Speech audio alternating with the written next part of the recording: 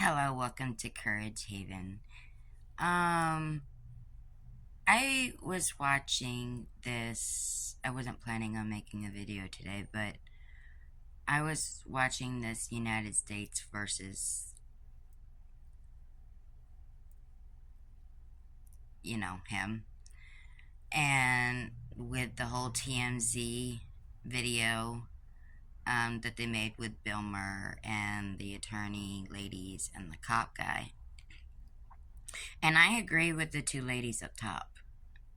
Because when you're in a severely abusive and manipulative and controlling relationship, it's not that easy to just up and leave.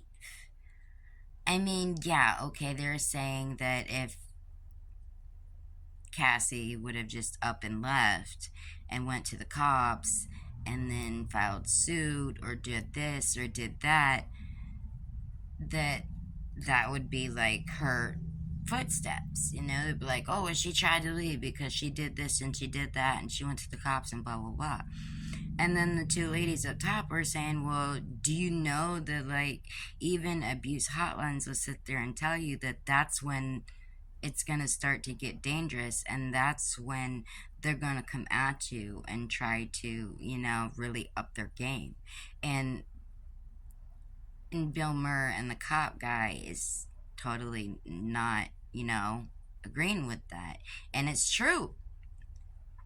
It's true because when you have a narcissistic boyfriend, or, okay, even if it's female, I mean, it goes both ways, today, but I'm more used to, coming from the guy side, right? But when you have someone that's got the narcissistic traits and they want complete and utter control of the whole entire situation, they're going to strip you of any dignity that you have. They're going to annihilate you from your family, from your friends, from the closest people close to you. They're going to try and distance you from them. They're going to try, and even if they have to trash your name to make people look at you in a different light and thinking that you're a bad person and that you do this, this, or that, or you say this, this, or that, they're going to make you look like a terrible person. There's so many different scenarios of something that they could do to keep you in their grasp.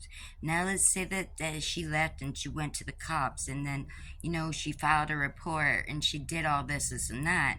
And then what happens if he comes and finds her, or if somebody sends somebody to go and find her? Okay, she left, or he left, but that doesn't substitute that they're not going to come and kick your damn door in, or they're not going to come when you're sleeping.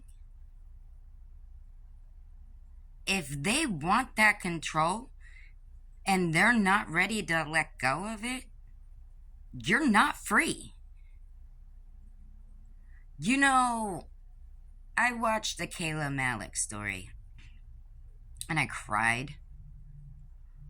I teared so bad because that girl has been through hell. And her story is a perfect example. So, like, sometimes you can leave, but it doesn't mean that it stops the issue. It doesn't mean it stops this stuff from happening. I talk a lot of stuff about be brave, be bold, be strong, be, courageous. But even that has a fine line because you got to be careful of certain lines that you step. Because you got to make sure that you're going to be safe on the other side as well as you are, Maybe you're not safe, but you're still breathing, And there's no one to say that if you step over that lane that you won't be. If they don't want to lose that control, they're not going to. So, and I don't use the V word, but they wanted to use the V word a lot. People who are in this situation have to be creative. They have to be creative. They have to get their chickens and ducks in a row secretively without anybody knowing, without saying anything, without showing any, suspicious activity, without acting or seeming some sort of way. Survivors have to be creative with the way they do things and the way they go at things for their safety and for their well-being. And not just that, they won't just go after them, they sometimes go after their families, their family members. So there is so much more into it when it comes to a survivor can just leave, go to the cops, file a report. Yeah, they can. But what comes with that? Us survivors have to find creative ways of handling situations safely so that we make it out safe, and that we fully know that we have conquered the situation, that we will not have to deal with this again, and this situation will not come up and arise at any given time because it's handled. It's quick to judge and say that somebody is in a bad way or in an abused relationship, that they can just leave, so it's their fault because they stay. No, they're trying to keep themselves alive. They're trying to keep themselves safe. And those who don't agree with me, I really don't care. Well, I do care, but you know what I mean. Basically, you get what I'm saying. It's not that easy. When somebody wants to hold control over somebody, they're not going to let go until they're ready. Unless they're put away and not released to be around these people